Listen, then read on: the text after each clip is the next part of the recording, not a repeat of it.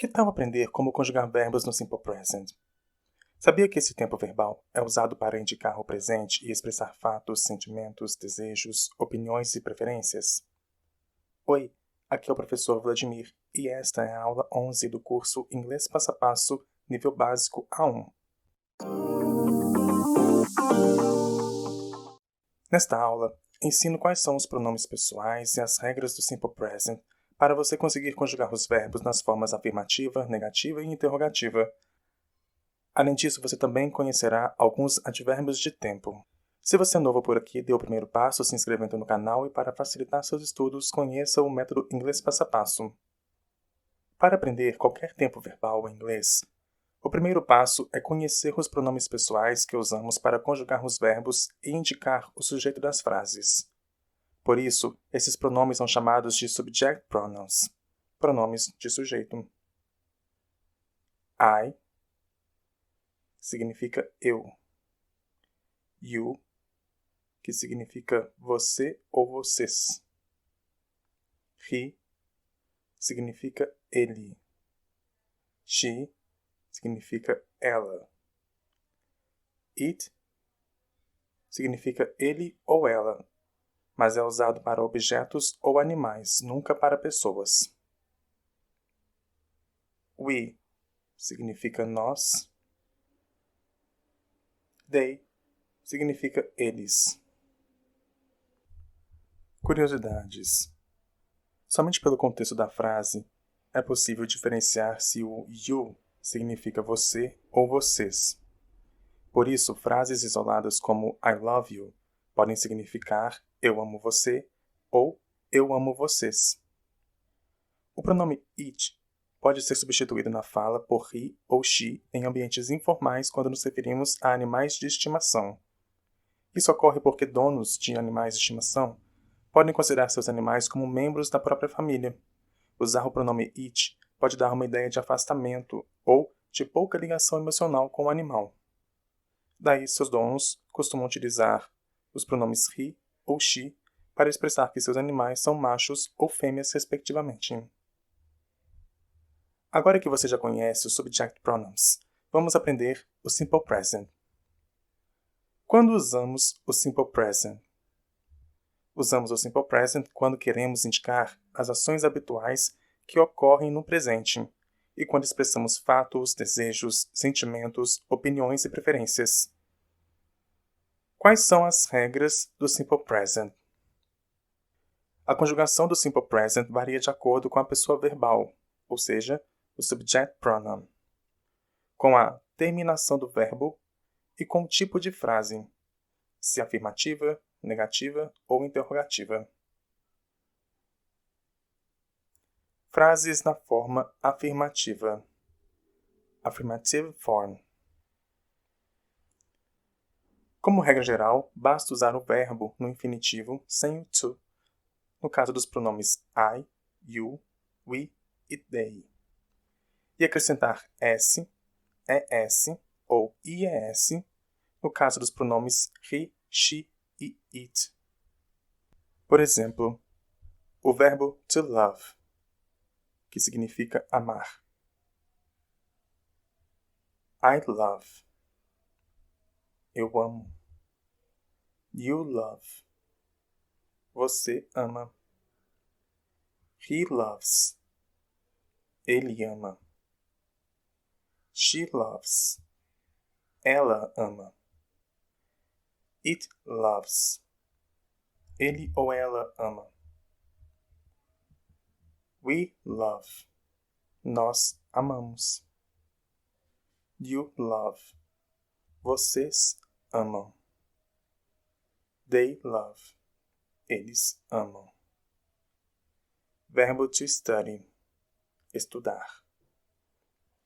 I study. Eu estudo. You study. Você estuda.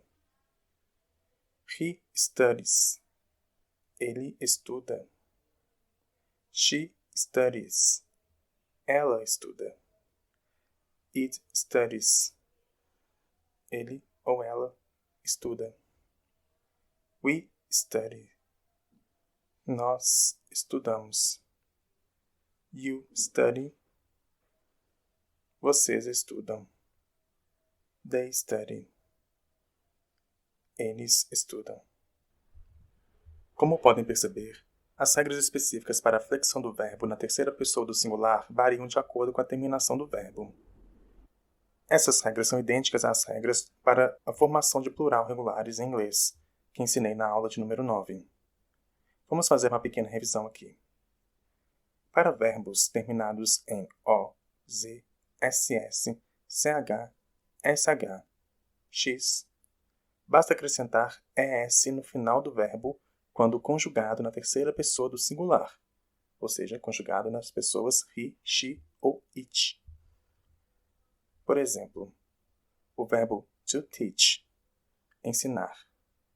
Quando conjugado na terceira pessoa do singular, ficará teaches. E quando conjugado nas demais pessoas, seja do singular ou do plural, ficará teach. Verbo to watch, assistir. Quando conjugado na terceira pessoa do singular, he, she, it, ficará watches. Verbo to push, empurrar, ficará pushes. Verbo to kiss, beijar, ficará kisses. Verbo to go, ir, ficará goes. Verbo to fix, consertar, ficará fixes. Verbos terminados em Y, precedido de consoante, retiramos o Y e acrescentamos IES, quando conjugado na terceira pessoa do singular. Por exemplo, to fry, fritar. Quando conjugado na terceira pessoa do singular, he, she, it, ficará fries. Verbo to fly, voar, fica flies. Perceba que tem uma diferença do verbo fritar para voar. A pronúncia é parecida, mas um é fries e outro é flies. Verbo to study, estudar, fica studies. Verbo to worry, preocupar, fica worries. Verbos terminados em Y precedido de vogal, acrescentamos o S, quando conjugado na terceira pessoa do singular. Por exemplo, verbo to play, brincar, jogar, ficará plays. Verbo to say, dizer, ficará says. Muito fácil, né? Agora posso te contar que a posição do verbo no Simple Present pode mudar nas frases afirmativas, negativas e interrogativas. A posição de um verbo numa frase na forma afirmativa em inglês, affirmative form, ficará assim: sujeito mais verbo principal mais complemento. Por exemplo, she always kisses her grandma before leaving. She always kisses her grandma before leaving. Ela sempre beija a avó antes de sair. O verbo aqui é to kiss. A conjugação, na terceira pessoa do singular, she kisses. He goes to the gym on weekends. He goes to the gym on weekends. Ele vai à academia aos fins de semana. O verbo aqui é o verbo to go, que significa ir. Quando conjugado na terceira pessoa, para a pessoa he, ficará goes. He goes. Negative form. Forma negativa. A formação das frases forma negativa ficará como sujeito, verbo auxiliar, mais not, mais verbo principal e complemento. Por exemplo, I do not live in Brazil. I do not live in Brazil. Eu não moro no Brasil. O verbo nessa frase é to live, que significa morar, viver. O sujeito, I, seguido pelo verbo auxiliar, do, mais o not, mais o verbo principal, que é o verbo to live, e o restante da frase, o complemento. in Brazil. Eu não moro no Brasil. He does not teach Spanish at the university. He does not teach Spanish at the university. Ele não ensina espanhol na universidade.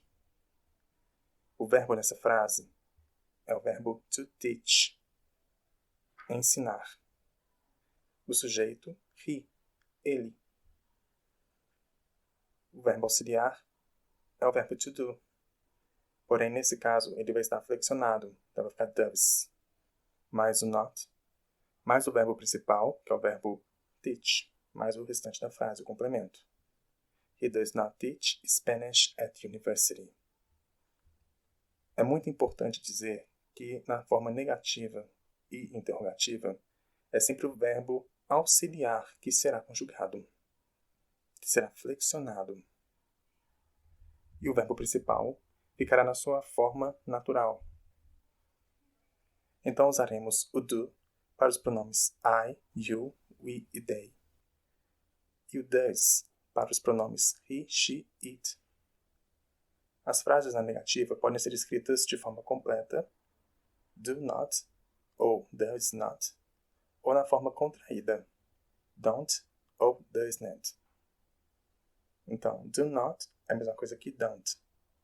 Does not é a mesma coisa que does not.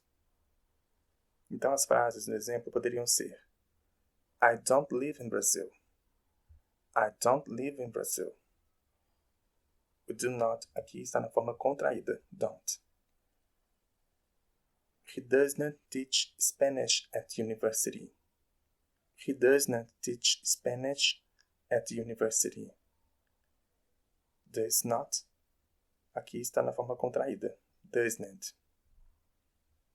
Interrogative form, forma interrogativa. Quando você faz uma pergunta, frases na forma interrogativa também utilizam o verbo auxiliar to do, que será flexionado na terceira pessoa do singular como does, e nas demais pessoas, I, you, we, they, como do. A frase é formada da seguinte forma: verbo auxiliar to do, mais sujeito, mais verbo principal, mais complemento. Por exemplo, do I owe you money? Do I owe you money? Eu te devo dinheiro? Verbo to owe, dever. Does he teach Spanish at university? Does he teach Spanish at university? Ele ensina espanhol na universidade? O verbo aqui é to teach, ensinar. Curiosidades. O verbo to do significa fazer, mas quando ele é utilizado como verbo auxiliar na formação de qualquer tempo verbal, ele não tem significado algum, não tem tradução. Junto com verbos no tempo presente, podemos encontrar nas frases alguns advérbios de tempo a fim de intensificar, modificar ou realçar o sentido desses verbos nas frases, tais como o advérbio now, que significa agora, always, que significa sempre, never, nunca, today, hoje, every day, todos os dias, daily, diariamente, often, frequentemente, sometimes, às vezes, generally, geralmente, usually, usualmente. Como eu disse, os advérbios de tempo são usados para intensificar, modificar ou realçar o sentido desses verbos nas frases. Vamos ver como seria isso? A frase I drive my car. I drive my car. Eu dirijo meu carro. Possui sentido completo, poderíamos nos questionar: o que eu dirijo? E temos como resposta: eu dirijo meu carro. Mas supomos que eu queira indicar quando ou com que frequência eu dirijo meu carro. Eu poderia dizer I drive my car every day. I drive my car every day. Eu dirijo meu carro todos os dias. I never drive my car. I never drive my car. Eu nunca dirijo meu carro. I often drive my car. I often drive my car. Eu dirijo meu carro frequentemente. I drive my car sometimes. I drive my car sometimes. Eu dirijo meu carro às vezes. I always drive my car. I always drive my car. Eu sempre dirijo meu carro. Percebe que o advérbio de tempo modificou o sentido do verbo? Esse é mais um recurso que você pode usar para formar novas frases sempre que estiver conversando em inglês. Agora que você já sabe as regras do Simple Present, a melhor maneira de não as esquecer é praticando. Por isso, sugiro que você utilize seu caderno de vocabulário para conjugar os verbos que ensino na aula de número 10. Se você não sabe o que é um caderno de vocabulário, conheça o método inglês passo a passo, link na descrição. Comente aqui embaixo o que vocês acharam dessa aula. E se está gostando desse curso de inglês, deixe também seu like. A gente se vê na próxima aula. See you later. Bye.